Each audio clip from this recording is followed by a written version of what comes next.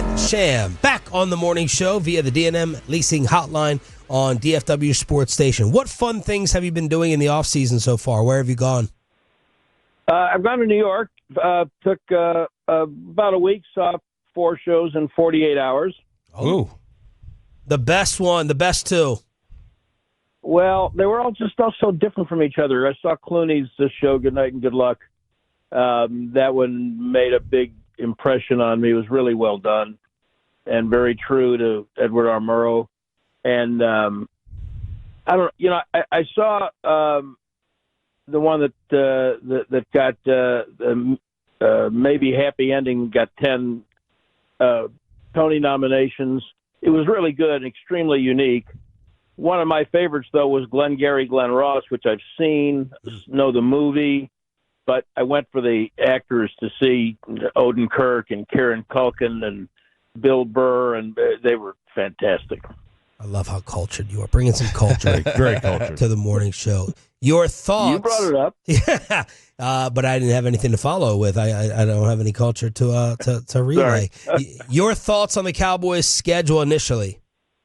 It's really hard, and I look first at weather things, and I want to know, besides Dallas, Kansas City, and Detroit, how many teams have 2 short weeks? I think there are a couple, but I think that's really punitive, really unfair. And I will tell you, Sean, that when I got a chance to sit down and look at it, and I realized that they had 2 Monday night games in a row separated by the bye week, the very first reaction I had was to say 2 words, one of which I can't say and the second of which is me. So when you're looking at the 4 Thursday night games, you're really looking to see if it's coming off a short week. Yeah, I mean, I think that's just really hard for players. Yeah, really, really hard. The first one, although actually they won't be on a 7-day schedule because they play on the last preseason game on Friday, but that kind of doesn't count because none of those players will play. Right. So the first one, that doesn't matter. And Thanksgiving, I'll give them Thanksgiving because the Cowboys have done that for 50 years, 60 years, and that's part of the tradition here. The other 2 now, that's really, really hard. And one of them, of course, they got to travel on Christmas, and then the other one they got to go to Detroit.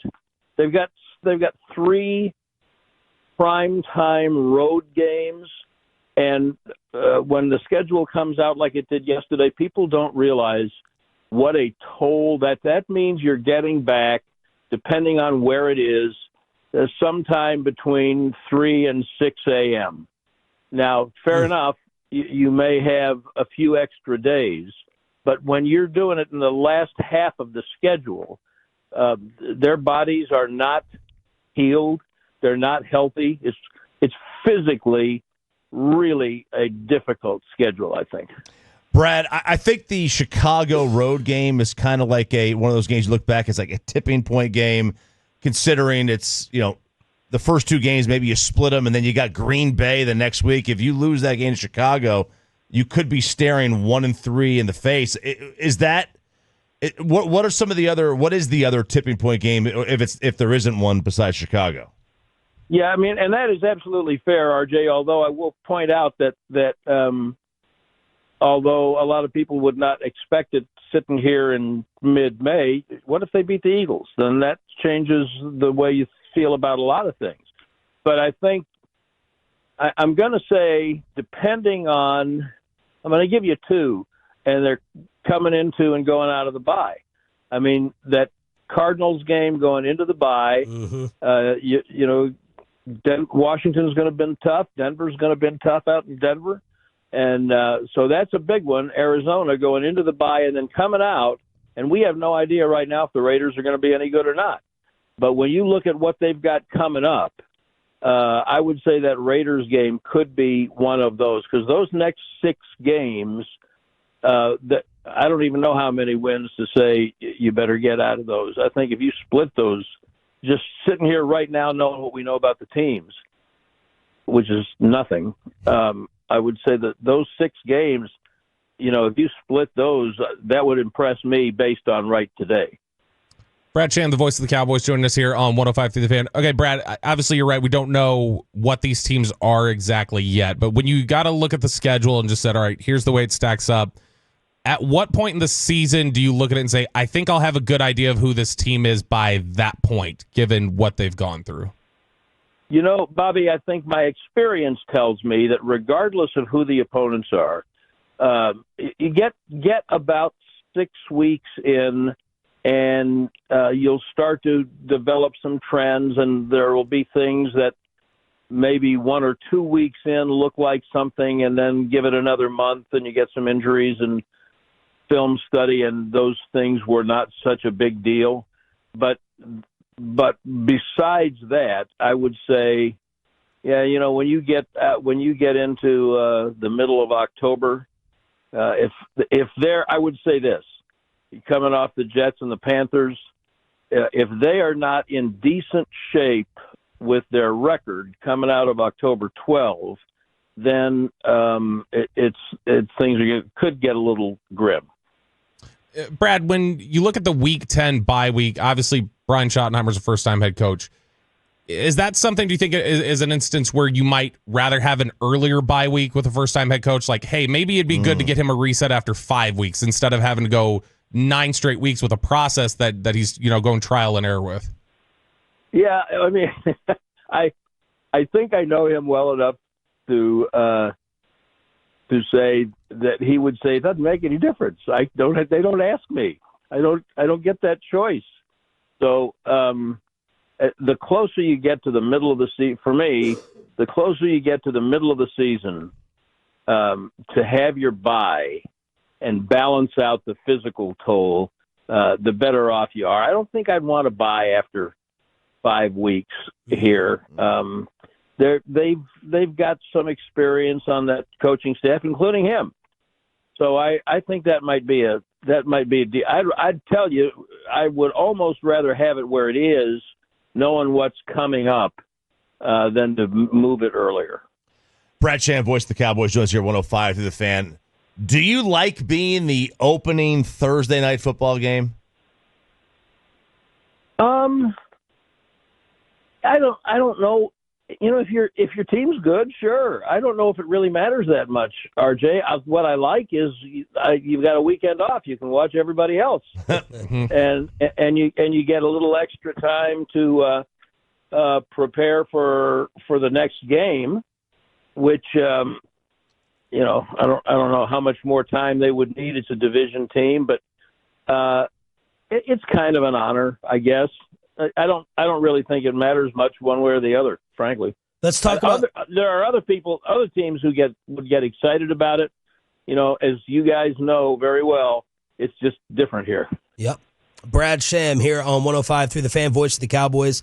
Let's talk about the rest of the offseason. I'm getting excited. Schottenheimer's personality, the draft, the Pickens deal. Give us your overall thoughts on the Cowboys offseason. Have you gotten to spend much time with him, Schottenheimer? No. I mean, Bobby's supposed to be setting up this lunch I'm still waiting on, but it's coming supposedly. Yeah. I'm really very positively impressed. I spent about a half an hour in his office a couple of weeks ago, and I'm going to spend a little bit more time with him individually before we go to camp. I really, as I've thought about it, Sean, one of the things about him that I think underwhelmed people so much was simply that for the last 10 years or so, you just didn't hear his name a lot in pursuit of head coaching jobs. He did go after some earlier than that, and I don't know why that is, that he wasn't pursuing them or wasn't considered for them. But I think that I'm not sure he's even hit a foul ball. The questions that he answers from the podium, I really think this. If you think back and got to hear any of his stuff at the podium as the offensive coordinator, there were a lot of words, and it seemed like not necessarily a lot of meat. And I even had the feeling then, okay, this is McCarthy's guy, loyal to him, friends with him, and he's not going to say anything that is not going to make Mike McCarthy look like the boss and look good. And he doesn't have, and I haven't asked him if that's the case, but that was my impression. He doesn't have to do that now. And as a result, listen closely when he's got a press conference. He'll have a couple next week. He answers questions. As you guys know better than me, they don't do that in this business very much. Yeah. He actually answers questions, and he's honest, and the people thing, the relationship thing, that's real. And so the most important thing a coach has to be, besides, smart and know football, is authentic, because players will see through it. And he's really, I think he's really authentic. I'm very intrigued with the staff. I think that's got a chance to be a bigger plus than people realize, just because of the enthusiasm and the atmosphere. Some people have seen it already. I haven't had a chance to be out amongst it yet, but OTAs will start next week, and so we'll do that. What was the second thing you said before Pickens? Draft. It would have been great to have the receiver, but look, I think they got players that will help them. They may have gotten, everyone is saying this, and I don't know how to say anything otherwise. They may have gotten 3 starters right off the bat. And if you get contributors from, the defensive tackles from UCLA or some of those other ones down the road a little bit, both of the running backs, that could be huge. So I think they did well in the draft, and I am intrigued a little bit by the off-season veteran signings. They weren't going to spend a lot of money and get a lot of high-value, big-name players. But it's such a departure from what they did a year ago. 1 year ago, there was no reason, and I didn't have one, to think, boy, they've gone out and made this team better. I just didn't believe it. And I don't know how good this team is, but it's better than it was last year. The one guy I'm really kind of interested to see is the linebacker that they signed from the Bears, because all I can think of is the guy the Eagles signed last year, Bond, from the Saints. Nobody ever heard of him. Now he's an all-pro because they had an idea about how to use him, and maybe Eberflus has got an idea about how to use this guy. I'm interested to see how he fits in with everybody else. Pickens,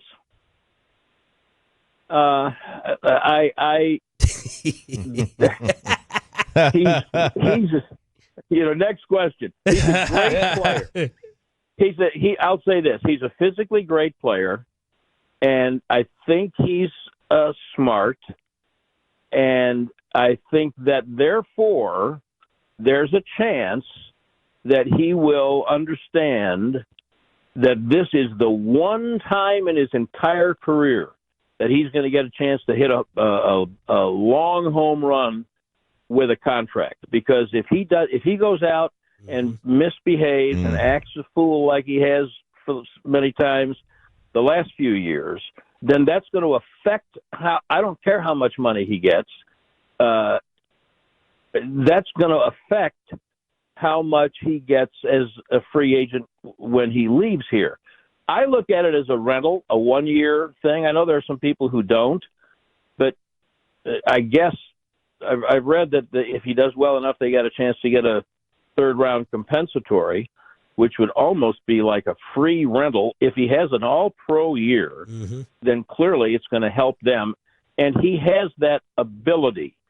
The thing that is, I don't want to call it a concern, but I think it bears watching. Lunda Wells is really, besides Schottenheimer, who's got things to do, Lunda Wells is really the only veteran presence, and I don't mean to diminish the offensive coordinator who has been in Arizona with the Cardinals the last several years as an offensive line coach. I'm talking about someone that I think a guy like Pickens will listen to and be influenced by. Lunda Wells is the tight ends coach, the only real veteran presence on the offensive coaching staff, which means that it's going to be up, as far as I can tell, it's going to be up to Dak and CD and maybe a little bit of Tyler Smith to make sure that he stays in line and focused and doing what everybody else is trying to get done. If he does that, then he can really help them this year. And then after this year, I don't know, if he had an all-pro year, they've got to sign Bland and Tyler Smith and Aubrey. I don't know how they would afford him. But there are ways. There are ways. I've talked to some people I respect who say, oh, no, they could. But it'll be – I like the fact that I'm looking at it that this is for a year. We don't have to worry about this guy for the next 5 years. Absolutely fantastic. Thank you so much. Enjoy the next show. Thank you, guys. Have a great day. Brad Sham, voice of the Cowboys.